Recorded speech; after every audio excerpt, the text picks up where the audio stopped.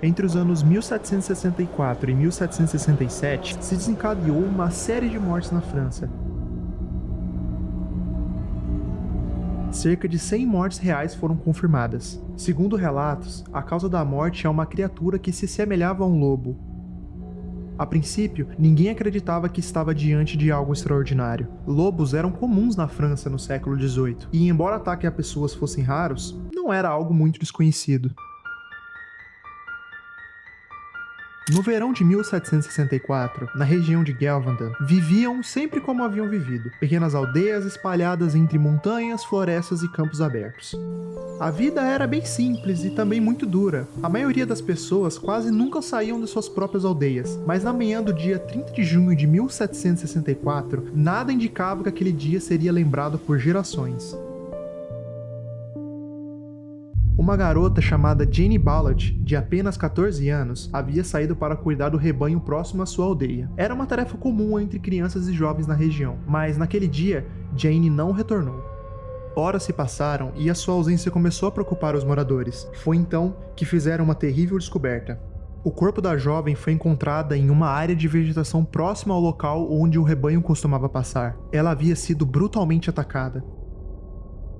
Os registros da época descrevem ferimentos profundos na região da cabeça e do pescoço. O ataque havia sido extremamente violento. Naquele momento, ninguém imaginava que aquele seria apenas a primeira de dezenas de mortes. E assim o terror começa a se espalhar.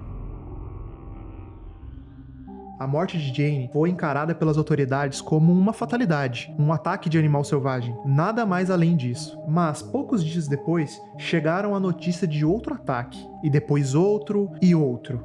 As histórias vinham de aldeias diferentes, pessoas que nunca haviam se encontrado descreviam o mesmo horror, e em poucos meses, o número de vítimas começou a aumentar de forma alarmante. Algumas pessoas desapareciam e eram encontradas horas depois, e outras jamais voltavam para casa. Moradores antigos até diziam que nunca haviam visto algo parecido. Era uma manhã comum, mas em um instante algo saiu da vegetação. Uma menina mal teve tempo de entender o que estava acontecendo. Segundo seu relato, a criatura era semelhante a um lobo, mas muito maior do que qualquer um que ela já tinha visto. Seu corpo era comprido e robusto, com um peito largo e patas muito fortes. Sua pelagem tinha uma coloração castanha avermelhada e uma faixa escura que se destacava ao longo de suas costas. Ela também se lembrava de um focinho longo e das pequenas orelhas, mas o que lhe chamou mais atenção foi sua longa cauda que terminava em um tufo extremamente escuro. A fera avançou, mas antes que pudesse alcançá-la, os bois do rebanho reagiram, se colocando entre a menina e a criatura. A menina, que observava aterrorizada enquanto aquela coisa caminhava de um lado para o outro, a criatura parecia irritada, mas diante da resistência dos animais, acabou desistindo e a jovem escapou sem ferimentos graves.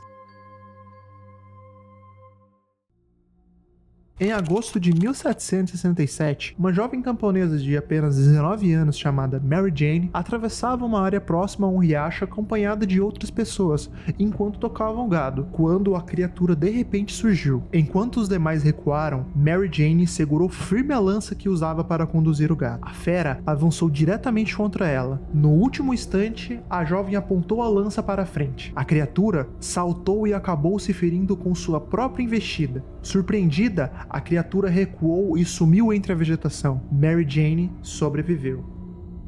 A notícia rapidamente se espalhou por Gelvanden, e em uma região tomada pelo medo, a coragem da jovem impressionou os habitantes, que passaram a chamá-la de a Donzela de Gelvanden. À medida em que os ataques continuavam, os relatos se tornavam cada vez mais perturbadores. Muitas vítimas não morriam apenas pelos ferimentos. Quando os corpos eram encontrados, familiares e moradores se deparavam com cenas que poucos conseguiam esquecer. Diversos registros da época descreviam vítimas com ferimentos graves na cabeça e no pescoço. Em alguns casos, os corpos apresentavam sinais de terem sido parcialmente devorados. Outros foram encontrados mutilados, com membros arrancados ou a garganta dilacerada. Em algumas ocasiões, parte dos corpos das vítimas eram encontrados espalhados por vários e vários metros de distância, tornando o reconhecimento difícil para os familiares. As notícias dessas descobertas se espalhavam rapidamente entre as aldeias, aumentando ainda mais o medo dos habitantes. Com o passar dos meses, muitos não temiam só encontrar a criatura, mas temiam o que restaria caso fossem encontrados por ela. Após anos de ataque, a região de Gevaldon já vivia um estado constante de alerta. Caçadas haviam sido organizadas, soldados enviados e centenas de animais abatidos, mas os relatos de aparições da criatura ainda continuavam. Foi então em que o caçador local chamado Jean Chastel entrou para a história. No dia da caçada, ele estava acompanhado de outros homens na floresta de uma região. Segundo os registros, o grupo avistou o animal em meio a uma vegetação. Diferente de outros encontros, desta vez a criatura não fugiu imediatamente. Ela permaneceu lá por alguns instantes observando os caçadores. Chastel levantou sua arma e disparou. O tiro atingiu o animal, que caiu pouco tempo depois. E quando os caçadores se aproximaram, encontraram o corpo que, segundo relatos da época, apresentava características diferentes dos lobos comuns da região. Após esse episódio, os ataques cessaram, não houve mais registro de mortes atribuído à besta de Gevaldon. O silêncio que se seguiu foi tão marcante quanto o próprio terror que havia tomado a região por anos. E até hoje, o que exatamente foi abatido naquela caçada continua sendo um dos maiores mistérios da história francesa.